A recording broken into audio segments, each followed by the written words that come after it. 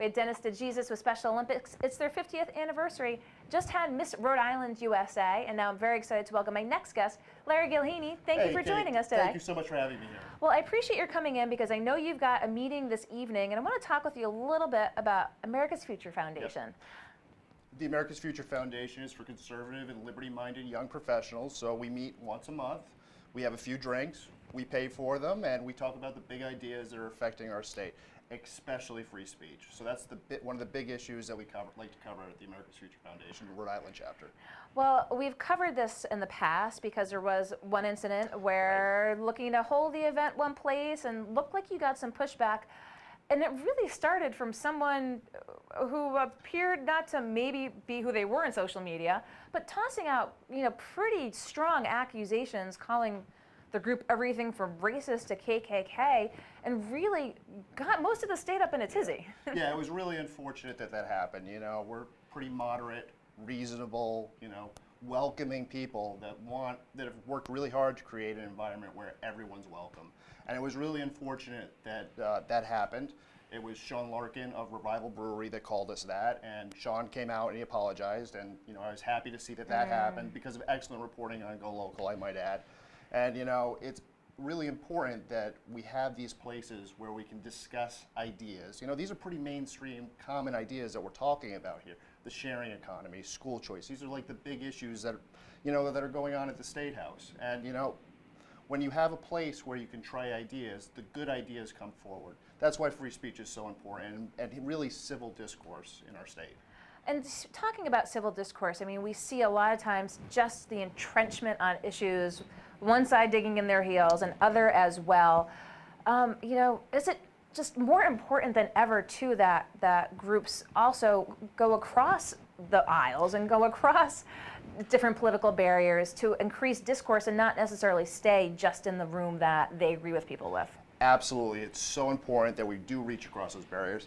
We're pretty conservative, liberty-minded, but we've had progressives come. I always sit down with them. I have the conversation over a beer.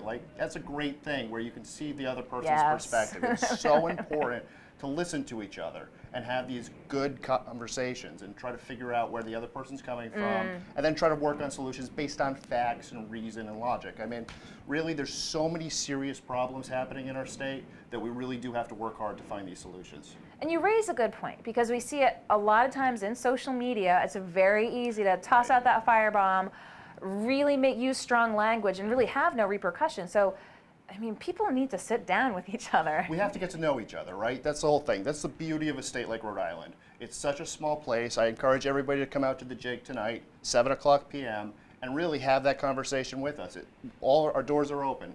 We're a new generation. We're young people. We're exciting. We're doing exciting things. And really, everybody's welcome. And like you said, it's easy to do this on social media. It's sometimes harder to actually have the conversation, but it's definitely more valuable. And you've got a speaker this evening? Yeah, Clay Johnson. He's the chairman of the Gatsby Project. He worked at the center where I work full time. Clay's an amazing, amazing guy. He's going to talk about free speech, the sharing economy, and the progressive agenda, kind of about what's going on and what needs to happen going forward.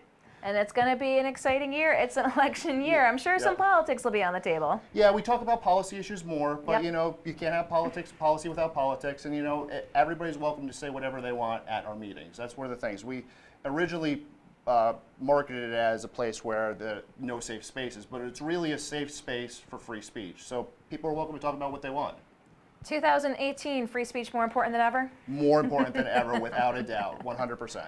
Well, again, I wanted you to come in here because we did report on America's Future Foundation and just wanted folks to really get a sense as to what the organization was all about. How many folks typically tend to turn out at these events? So our biggest meeting, we had about 120. And usually on average, somewhere between 50 and 60. So, it's 50 or 60 people just having good conversations. It's like a really exciting, cool, hip environment. We have a lot of fun. You have a lot of fun. And talk with us about, being a conservative in a fairly blue state. Yeah, so, there's lots and lots of opportunities to really make a difference in a state like Rhode Island. So, there's lots of challenges, and we really have the answers that are going to push things forward. My favorite issue that the Senator ever covered was sales tax reform. Mayor Fong has picked it up as part of his platform. It's exciting to see that's happening. one of the big issues that we're talking about at the center this year is civil asset forfeiture, Yep. licensing reform. There's just it's a target-rich environment for policies that you can really make a difference on. And that was an issue that we had reported on as well with the Center for Freedom and Prosperity. It was, again, Mike Stenhouse looking to just provide some testimony Right. and being told this testimony wasn't going to be taken by Yeah. lieu of being a 501c3. 501s, anybody can go up to the State House. And Right. I mean, it's the tenets of democracy, of trying to encourage people, again, going back to the free speech debate. Right. Exactly. That was Senator Josh Miller. He interrupted Sten many times while he was testifying, and Sten was able to get his point across. Sten's a great speaker. He works really hard at it, and he was able to get his point across. But it was still unfortunate that you can't have that civil discussion, and especially at the State House, especially from an elected official. You expect to be able to do that. It was just an unfortunate thing that we couldn't have that civil discussion. It's not per se a tax-exempt issue. Plenty of 501c3s are up Right. there all the time. And again, it goes down to the citizen lobbyist, if you will. 501c3s can spend some of their time. C4s are de facto lobbyists. Exactly. But these exist, and they're all up there at the State House. All the time, all the time. But yet, as the conservative organization, we get picked on. And I mean, it's unfortunate, but it comes with the territory. We expect it. We try to have a sense of humor about it, but we also push back when it happens. Well, I'm glad I had you in here today, again, to tell folks a little bit more about America's Future Foundation. Again, it's going to be a very interesting political year here, but as you said, policy focused. Policy focused, and again, I encourage everybody to come out at 7 p.m. tonight. The Jake in Providence. It's going to be a great time. First drink's on us. Well, Larry Gillheeney, I appreciate your taking the time to come here into the studio, talk with us a little bit more about the America's Future Foundation. A lot of fun, Kate. Okay, Thank you thanks, so Larry. much. I Take care. appreciate it. Thank Take you. I'll care. let you go. Larry Gillheeney with the America's Future Foundation. There is an event taking place this evening talking about free speech. I want to thank you for tuning in this Friday afternoon. Whew, it's a little rainy down here, but we had a great show here, kicking off with Dennis DeJesus with the Special Olympics. Daisy de Moranville, Miss Rhode Island, USA. We want to wish her well at Shreveport in May for the big national competition, and of course, Larry for coming in as well. We wish everyone a great weekend. Be sure to tune in to GoLocalProv.com and on Facebook for more news, sports, politics, and lifestyle. I'm GoLocal News Editor Kate Nagel.